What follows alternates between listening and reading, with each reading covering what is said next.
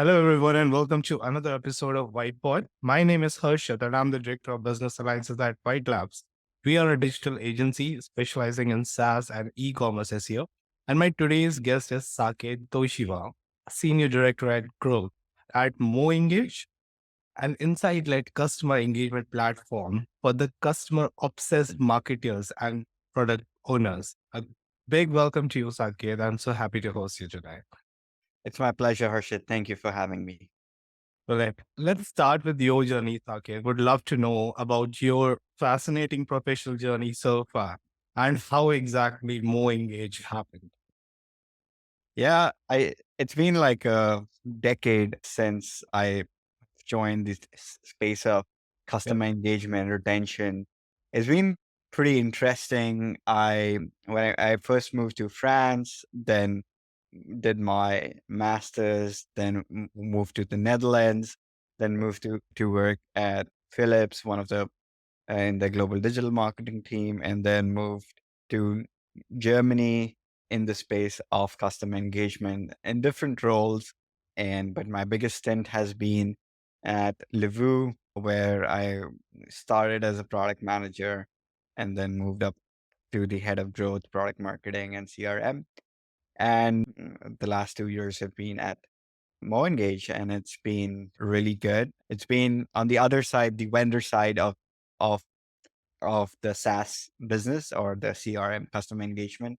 But Yep. it's been pretty interesting for me to see from this lens as well and learn, contribute, and grow the company and myself. Yeah.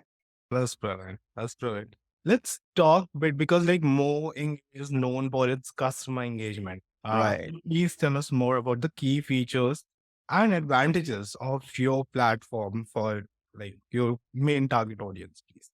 So MoEngage is a insights-led customer engagement platform. So when I say that, so one of the core differentiators why MoEngage is like has been winning so much more is because of the insight it brings to the entire orchestration of campaigns, reporting, segmentation, like each level of insights it brings. And now these insights are not just, let's say, manual or generated by humans.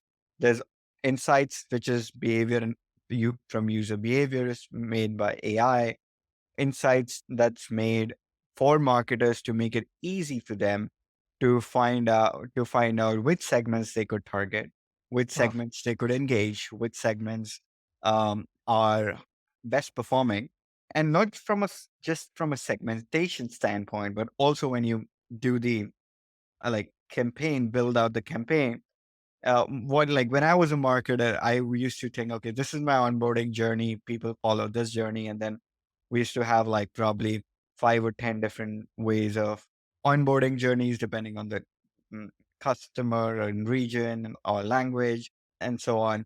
But the space has evolved so much in the last 2 years. So we have something called intelligent path optimizer specific features you mentioned, wherein you do not have to decide on which channel to choose, when to send the message, and and also which route to do, which A/B test to productize. So a- the AI engine decides by itself depending on which how your campaign is performing. So I think that's a leap forward when it comes to customer engagement. Yeah. yep, yep. So those are the key differentiators, I would say. Gotcha, gotcha. And what all strategies do you follow for your own customer engagement? And how's the churn rate in your industry? So churn rate in my industry is very cyclical, and the customer engagement, like it can. So normally in SaaS, the churn is not pretty quickly, specifically in enterprise and mid market SaaS. That's I'd say it's like for us, it's been almost close to 100% retention. nice. And that's all credit goes to the customer success team and the innovation in product, but and of course to the marketers and customers who use the platform. But Yep. above that, I'd say when it comes to the SaaS as an industry, so I think customer one is obviously total customer retention, but the other is net ARR, so the amount of customer retention revenue that you have. So Yeah. for us, that has been growing over 100%. I cannot tell the exact number, but it's been pretty very good. And that is what counts. That means the existing customer base is growing significantly. Now, coming back to your question on how do we engage? So, of course, we have the different steps in the customer journey from an SAL to a conversion and the new feature launch and upsells and all that. So, but during at each journey, when we nurture, we of course nurture through emails. We have field events. We also do community events. We do have engagement through like our hash growth community. And then we have, of course, regular webinar or emails and things like that. And of course, MoEngage has a podcast channel as well where we have like our customers talk about, or we also engage them like with specific videos, doing testimonials with them, and so on. So it's multifold engagement before they become a customer and after they become a customer. So it's like a loop that continuously evolves for a customer. Gotcha. Gotcha. All right. Since MoEngage operates internationally, what unique challenges and opportunities you have encountered in managing international sales and expanding your reach globally?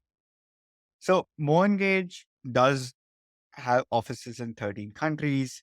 I think the major challenges when we go to a new country is those cultural differences, language barriers, if I were to club them together, like understanding the nuances of the communication styles, business practices, speed of execution, procurement styles, customer expectations, and from the language barriers, of course, like offering multilingual support from like pre-sales to customer success to localized content that helps in overcoming those barriers. And from a customer experience, if we have like good documentation, then it always helps the development team to integrate faster. And another way, specifically in SaaS, when you go region by region, there's another major challenge because when you go as a new entrant to the, let's say, a growing or a developed market, you you do not have the brand recognition in the region. So there is Sure. already competition that exists who understand the local brand, has connections with the partners, has and that competition is very crucial. And by competition, you just can't like lower down your prices and win. So you need to have strategies that compete effectively to in different markets while maintaining the uniqueness of your brand and engaging with the people and the community there. And then you can focus on specific verticals. And the other big challenge, of course, is whenever you are entering a new market, like you have to generate pipelines. So demand generation is a big challenge. But so first stage is like demand, like creation or like awareness stage when they know about the brand. So you Sure. have to invest quite a bit, and then you have to fill in those gaps to create pipeline. And once you have those initial set of customers, then you have a flywheel that connects, and then you can invest more in the market, and that becomes market becomes more stronger and stronger. Yeah. Yeah. And since you mentioned demand gen, and I could sense inbound Yeah. when you were speaking, so I understand like SEO must be one of the channels that you leverage. And is it like do you use any other channel to for your own B2B lead gen?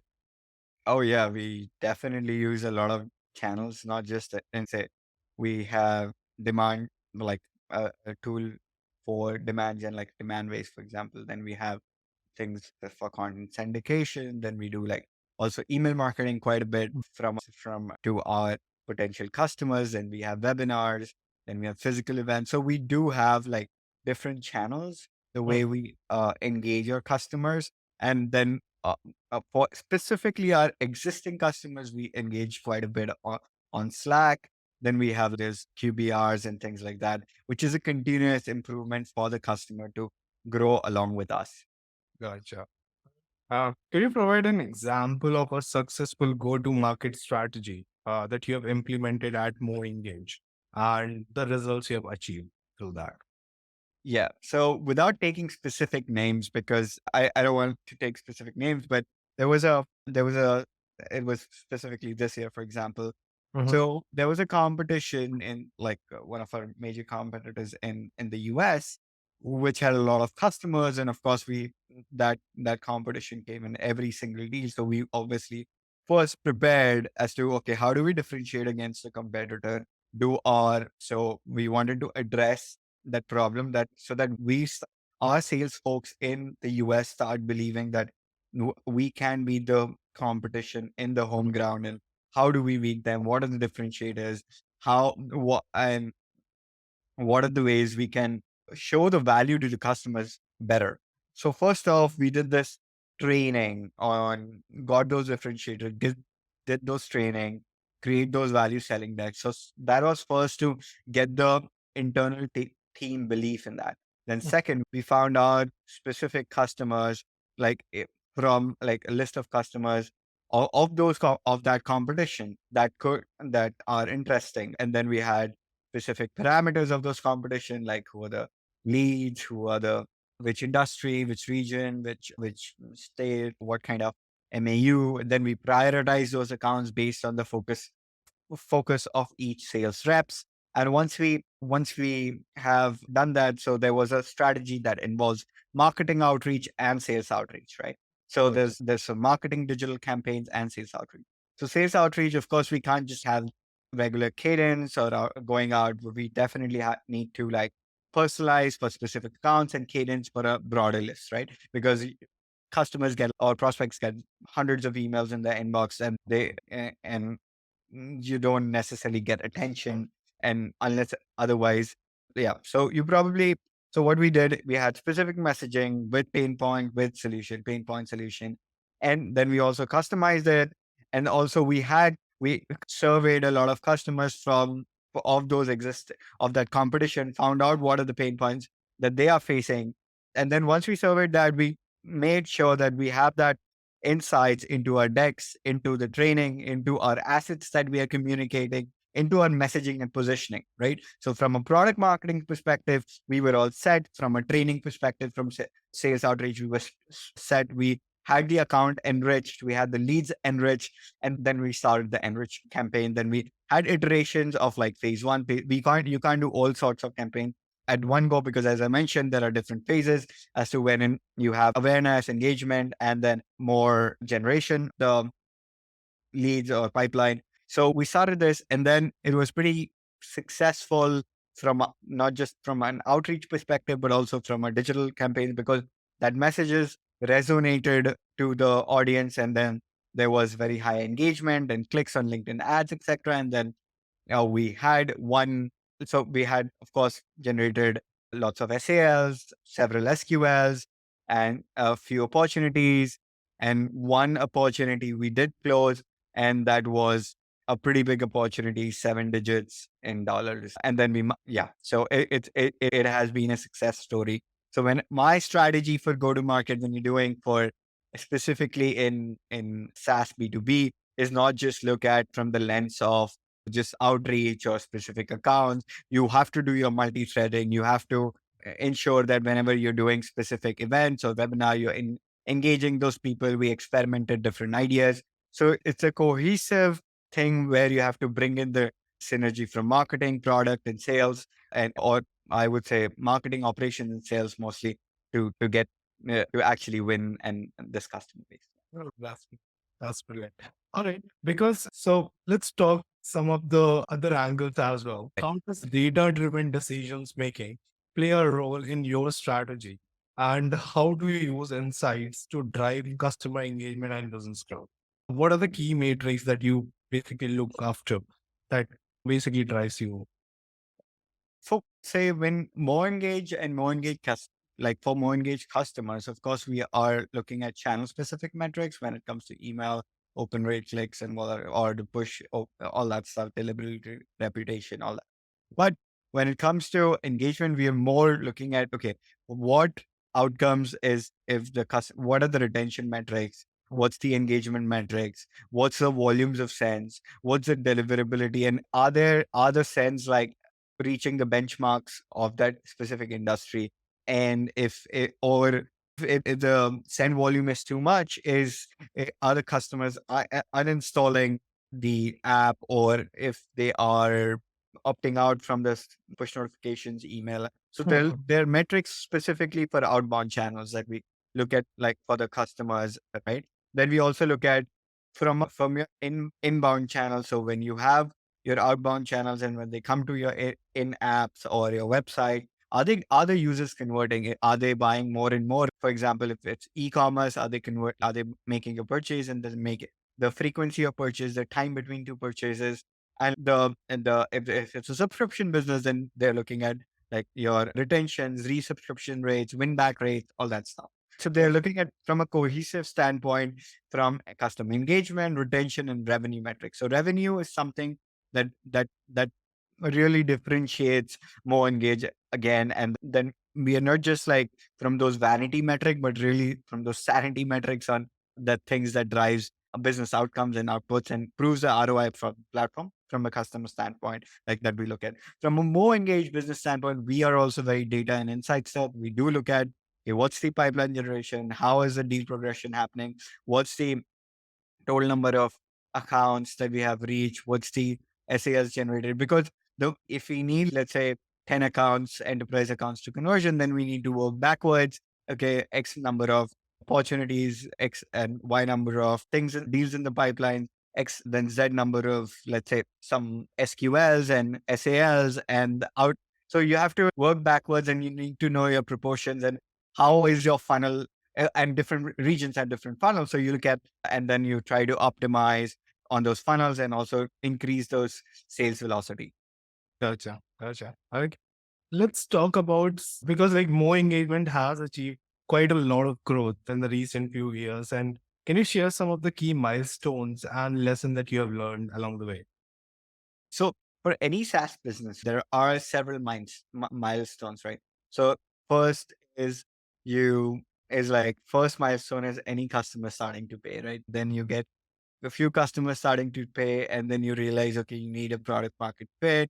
And then once you have certain customers who are paying for you like on a monthly basis or repeatedly, then you know, okay, there's customers that are driving value from your product. Then once you find out that customers are driving that value and you're able to retain the customers because the switching cost is high, or you're being able to make the value in such a way that switching cost is high, and then you get your product market fit. So there's a milestone of 0 to 500K of revenue, then 1 million, then $5 million, and then of course there's a milestone for $10 million, and then once you have $10 million, then yeah, there's a milestone of 25 and 50, and then there's 100.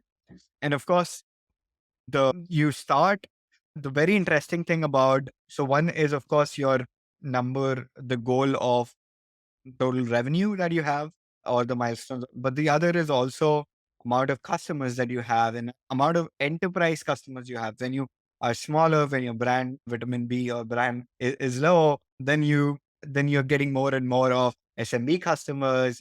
And when you are growing more and more, then you're getting mid-market and more and more features and more security and things like this. Then you're probably getting one enterprise, and then you're getting multiple enterprise. There's a flywheel of enterprise. Yeah. Very interestingly, it's what I have seen in my in last 2 years, the way we used to call, let's say, our enterprise customers or our SMB customers or mid market. So the levels for each customer has changed. For example, let's say if we used to call our SMB customers pays us like $20,000 a year, or let's say if we call like $10,000 a year, now it has moved to 20, 25, 30, for example. Let's say if our enterprise customers paid us, say before 60, 70, 80 or 100K, now our enterprise levels are $1 million, right? So that as you grow and mature as an organization, your your your benchmark or the baseline for that specific category also grows. So Yeah. you will not be speaking to customers who will just pay you like a few thousand of dollars, like 2, 3 thousand. So we understand, and because we see that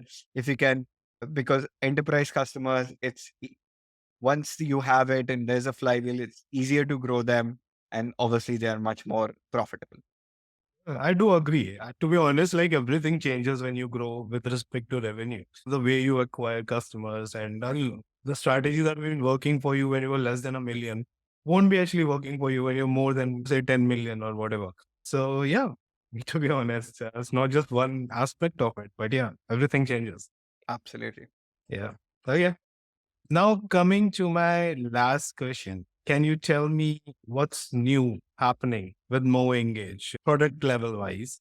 And so that just in case our listeners are looking out for maybe something much more is on the plate.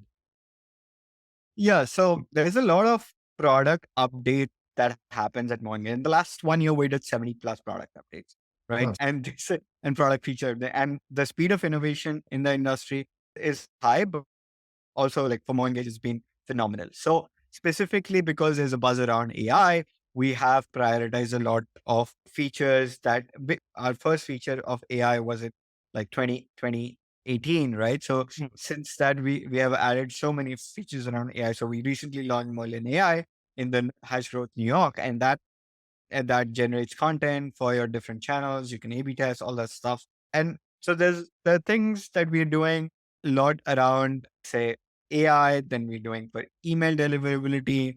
Then we're cool. doing things around making it easier for marketers to track revenue. We have we're also improving our the way our journeys and customer journeys and flow mapping happens. Then we like, and when I say AI, it is not just in terms of your segmentation or sending the campaigns or reporting, but like how do you copy paste from the flow stages, your wait till or wait for stages, or different channels that you are trying to integrate. And I think another very defining product or thing, product development that we would have is around like how fast are we integrating with the other tech partners or tech ecosystems in the Yeah. industry, and making it easier for the customers to get the data in, get the data out, do the reporting, and making it much more real time for the customers, and easy for the customers to reach to their consumers and engage with them and grow revenue. Gotcha. Gotcha. And I think one of the challenges, because you said tech integration, especially for the enterprise client, even the security, data protection, all those things is paramount, right? You Yeah. can't deny that factor. And even convincing them is pretty hard on these norms altogether. How do you tackle that? Yes. Of course, we need the different certifications for security and compliance. So we MoEngage is ISO certified and SOC 2 certified, and like it's certified for security and compliance for multiple different certifications. The different regions, different industries or enterprise customers need different. For example, one of the biggest banks in the world work with us as well. If I can say the biggest bank in the world, if not. So work with us, and they ran through 3.5 months of just security check with us. So they go through a very thorough. They also had their physical people come to the office, to our data centers, check that, all that stuff. And there is a need for upgradation of security and compliances, and or and let's say making data available. Like for example, with GDPR, you can't send the data out of EU, so we have our data centers in Germany. So as we enter new markets, we do have to comply with that specific markets and the rules of that compliance, and so on. But we know those challenges are there, but we do adapt, and we do have a strong team, not just from data security and also from an engineering standpoint, but also team that looks into the like what are the things that they can develop when it comes to data security and privacy. For example, we have PI tokenization, where the nobody from the customer side or a marketer can see any data, or like personal data of a consumer. Everything is Mm, hashed, so that's a necessary in certain countries. So we have that, and that definitely helps. Yeah. gotcha. All right, coming to an end, and I would like to have a fun rapid fire with you. Are you ready for that? All right, let's do it. Okay. What is not a big deal to most people, but is a torture to you? Interesting. Okay. Torture to me. Well, watching Netflix for 3 hours. Seriously, you Yeah. don't binge watch. S- I don't binge watch actually. So that's very funny enough. So I never owned a TV until very recently. Anyways. This is quite interesting. Okay. What world record do you think you have a shot at beating? Word record. Yeah. Oh, interesting. I was a state level gold medalist in swimming, but I Nice. was nowhere close to a world record. But maybe the youngest PhD doctor in the world. I don't know. Because if that ever can be, I have to Google up who is the youngest PhD doctor in the world. Oh, well, Dr. Sheldon Cooper. okay. Okay. Are you more cautious or bold? Bold for sure. Okay. What is your hidden talent? Hidden talent would be like way to understand like things, people, or situation, and just I think that's that. Or I think one of the very good blessings is like listening. Yeah. Oh, that's a rare skill. Yeah. Okay. What never fails to make you laugh? How? Yeah, a lot of comedy with my family. Like I live in a joint family of 22 people. Like back in India, Oh, there's always some kind of humor happening. all right. Thank you so much, Saket, for all the time, all the wisdom that you've shared in today's session. I really appreciate it. Thanks. Thank you so much, Harshad. It was a pleasure and very thoughtful questions. I enjoyed this podcast as well. Thank you.